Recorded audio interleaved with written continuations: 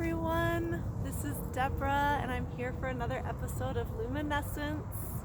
And I'm here with the incredible Samantha Rose, or Sam Rose. She is a curator, organizer, and healer, and founder of the Rose Retreat. And we're here outside of Atlanta, and we're at Sweetwater Creek State Park, which is where you do some of your Rose Retreat events. And you and I just met last month, I guess, for the first time. I've been following you on Instagram and your events and watching everybody in the sun, in the water, playing music at the retreats. And then I went to mass meditation in Piedmont Park, and everyone was meditating for peace. And I don't know if I think I saw your picture online, but I was like, who's Rose? Like, and then at the end we all got in a circle and you shared. I was like, oh my gosh, it's this young woman. Like, she's the leader of this movement, this whole thing, and it's so beautiful to me. I have a special place in my heart for female leaders, and it feels that you're leading some type of movement right now with the Rose Retreat in Atlanta, and gathering healers together and gathering light workers together. And I also was really moved. I hope it's okay for me to say, but like your voice was like soft, but you're so powerful. Thank you. Like when you're in the circle, you just like, it was your way of leadership was, you know, it's like what they call like feminine leadership, you know, where you're leading from this place of divine feminine. So anyway, I just wanted to share that. Yeah. And so do you want to tell us a little bit about, I know we've talked a little bit about like, how did you get into, or you said you've been leading retreats since you're 15. I've been leading Rose Retreats since I was 15. The first one was inspired by the environment that was around me. My whole life I grew up on a farm, but my mother also put me in the school system, and I immediately recognized the difference between the way I was being raised and the way everybody else around me was conditioned to think and consume. The first thing I noticed was consumerism, and unconscious consumerism. A lot of people were eating things that was just put in front of them without question. I ate most of the stuff that was out of my backyard, and that was normal for me, and I felt comfortable picking my own food. And when I noticed that my friends or the other children around me were eating food they never touched or planted before, that just opened a whole other avenue of thought for me in regards to the conditions of humanity. And then I saw the way people connected and engaged with each other. It wasn't through spirit, it was more through ego. It was more through unconscious behavior. And that just motivated me and empowered me to share more of what spirit was showing to me. And I just created a space. I expanded my space for people to choose to enter or to not enter. And my first space that I opened was at Piedmont Park. When I was 15, I did a picnic, and that was when I opened up my spiritual practices that my family, my mother, and my father shared with me to the public, to a lot of people I've never met before. And that was the beginning of everything. That was the beginning to me discovering what my soul mission was. Wow. And being able to experience closeness with other aspects of myself. That's amazing. I mean, I feel like there are so many people out there that are still trying to figure out their purpose, and for you to find that when you're 15, and I don't know if you feel comfortable sharing your age now, but I'm 21. 21. In human years. In human years, but in soul years, how old are you, do you think? Infinite. Infinite. Yes. And I just, again, like, I'm so inspired by your generation. They call it Generation Z. Just for you to step into the purpose. And so your first event, how many people showed up? Well, initially,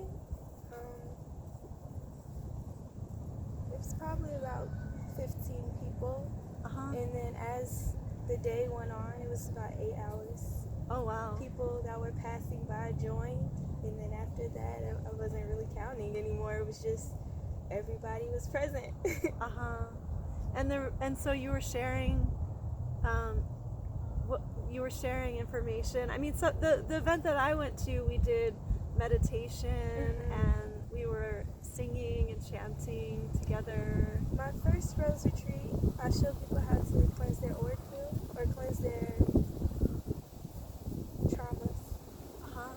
How to focus on your traumas, how to transmute the things that you've been through and the things that you've been conditioned to believe about yourself, and the things that the people that came before you that created you went through. And how to transmute that, not only just by facing it, but learning how to do it in a medium that doesn't cause disharmony with the earth or with anybody else. And those are things that you were taught growing up. It's an individual transformation that creates community transformation. So you're focusing on healing the individual, healing trauma.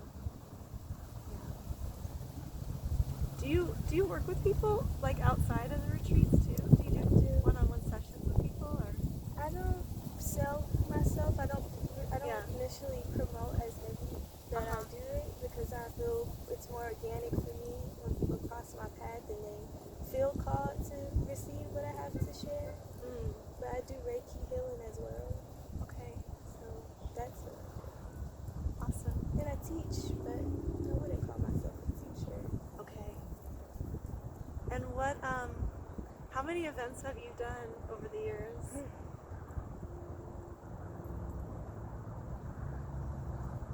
Probably 8 events. 8? I do know when I'm called to do that.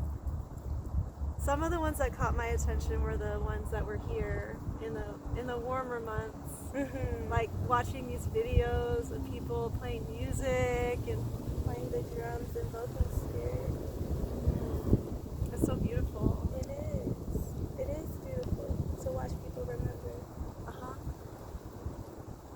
And what would you say was your favorite or most successful to you event that you've done?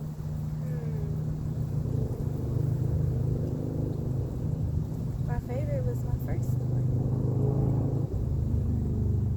because that was when I had the realization that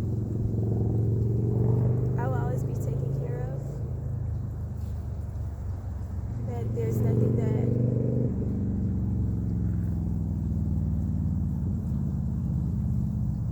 there's no excessive materialization that I need to achieve in this life, because my life isn't for me. Who is your life for? Or what is your life for? Us. It's for everything. So did you have an awakening to that, or that was just kind of always how you were brought up and how you are? I believe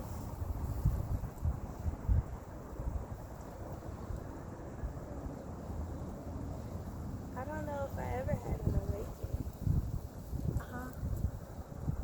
I guess it's a self-realization awakening.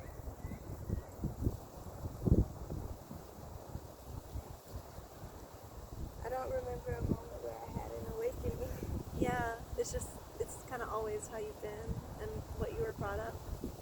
say you were homeschooled? Or I wasn't no, you weren't homeschooled. It took until I was a senior in high school for my mom to recognize maybe she should have homeschooled me. Okay. Because I was definitely a challenge for the school system. Oh, really? I was a good student. Just I wasn't willing to condition myself as comfortable and as smoothly as everybody else was. I was never rude. Right. I just stood up for justice, for people's justice, for everybody's justice. So if you had a message like for humanity right now, or for people watching, what would that message be?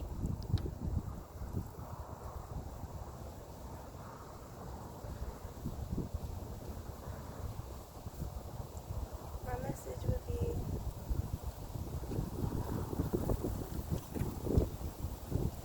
to remember to sit still and feel that you are the earth and that you are the sun, and everything in between it is you.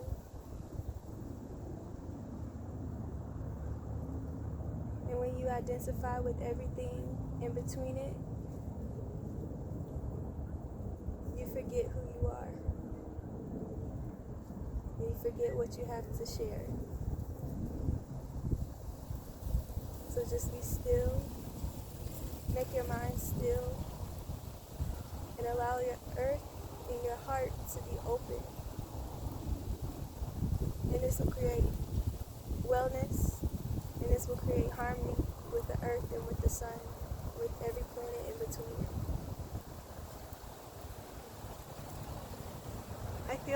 I feel for me like there's so much wisdom that you're already sharing, and there's more. Obviously, I'm interviewing all these different people, but I just really was struck by you as a leader at the event again that I went to. That was my first Rose Retreat event. There were probably, I don't know, were there 50 people there or something? Probably that. About 50, and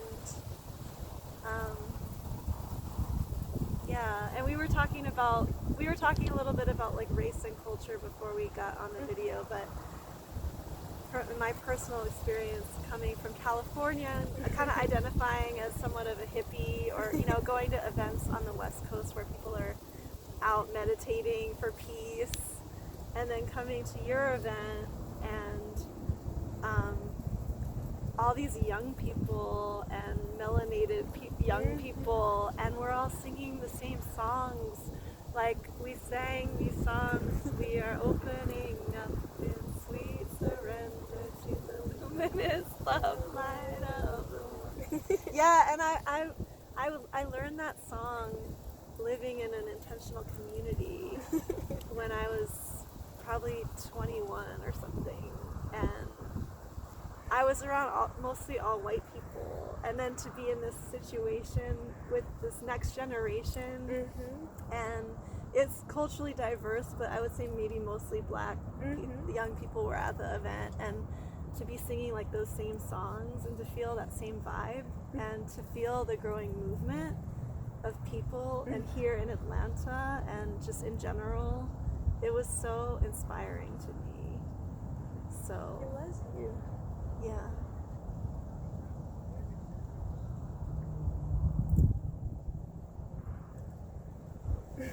And your Instagram is you are Rose Retreat, which is you saying that everyone is the retreat, or everyone is part of it. It wouldn't have been Rose Retreat if you weren't there.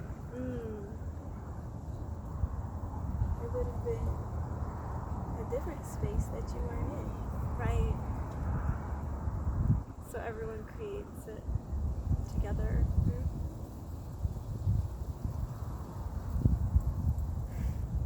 I feel like I visualize it as a portal or a vortex where we can get as close to the source as possible. And it may take moments away to integrate, or it may take release and surrender, which we eventually do in that vortex, in that space, as we get closer and closer to each other. Well, I appreciate you creating the space. Thank And you. I know you have other events coming up. There's another meditation in Piedmont Park. That's on February 8th. February 8th, there will be a mass meditation. And in Miami, February 15th, on the beach, Sunny Isles Beach, there will be another mass meditation. And, oh yes, those are the two upcoming. And then we'll just have to find out when the next ones are, when Spirit moves you. And people can find you on Instagram At UR Rose Retreats. at UR Rose Retreat, and I'll put the link. The link will be under this video for people to click on. And what else? What else do you want to share?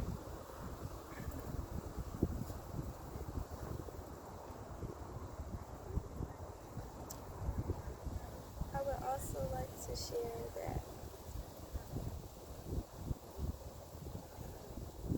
as we release the things that we were once comfortable in, a lot of the things we attached ourselves to will have to dissolve, like our ego. And our ego is what makes us comfortable being away from Spirit. Our ego is unconsciousness of the Spirit.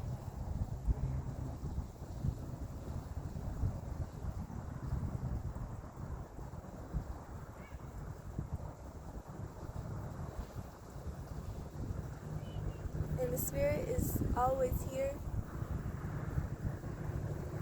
It's always our mother. It's always nurturing us. It never abandons anybody.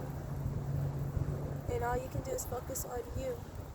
Focus on your cell, on your activation.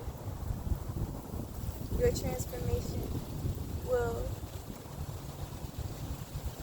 save all the people that came before you and uplift and empower the people that come after you.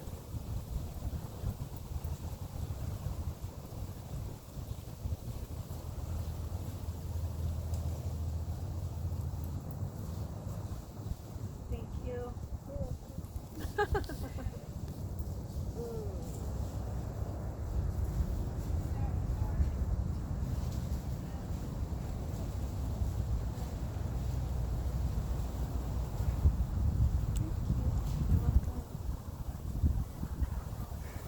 Can I ask you one more question before we end? What do you see that the earth is shifting right now and things are changing? And if so, what do you see? Because I feel like you're in touch with some vision or insight for us. I don't feel like the earth is shifting. I feel like the people are shifting. The earth was always reminding us every day. Our ancestors are beside us every day, either in the physical, some choose to incarnate in the trees or in the plants, in the ocean, in the air, in the water, or they're our guides, they're our angels, they're protecting us, they're always sending us subconscious messages every day that this life is temporary. And I believe that the human consciousness is remembering that our suffering is what created our human consciousness.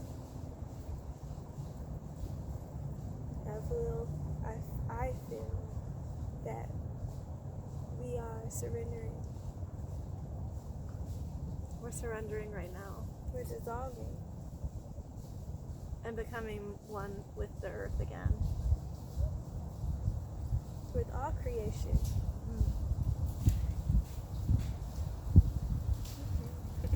And what has helped you to dissolve your ego? Or maybe you just always had that awareness, did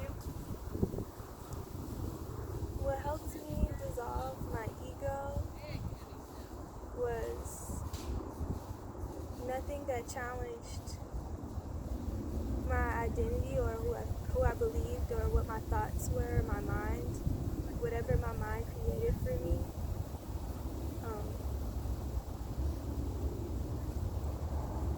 Spirit never abandoned me. Spirit continued to create.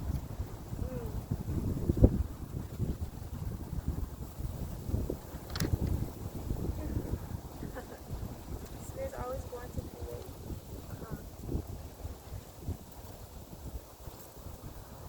Well, thank you for being here and sharing with us, and definitely encourage everyone to keep an eye on Samantha Rose, Sam Rose, and follow our Rose Retreat. And there's some really exciting movements with people, young people, that are happening here in Atlanta, and I'm just grateful for you to step into your leadership and creation and facilitation, holding the space.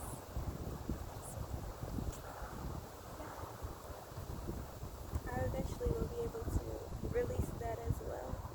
I look forward to that day. To release, Rose Retreat. oh, to release it to someone else, you mean, or It will be everyone. it'll be everyone? Like, it won't even have to be, It won't have to be me. because it'll just be the way that we live. That's beautiful.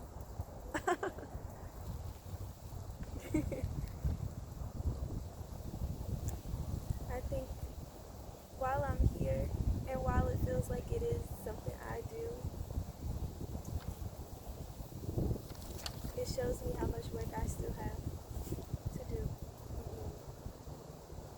Yeah. Where do you see yourself heading? You don't have to share. More Rose Retreats for now. Yeah, more Rose Retreats. Yes. Well, thank you so much.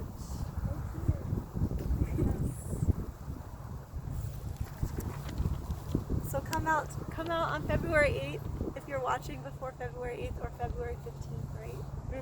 In Miami.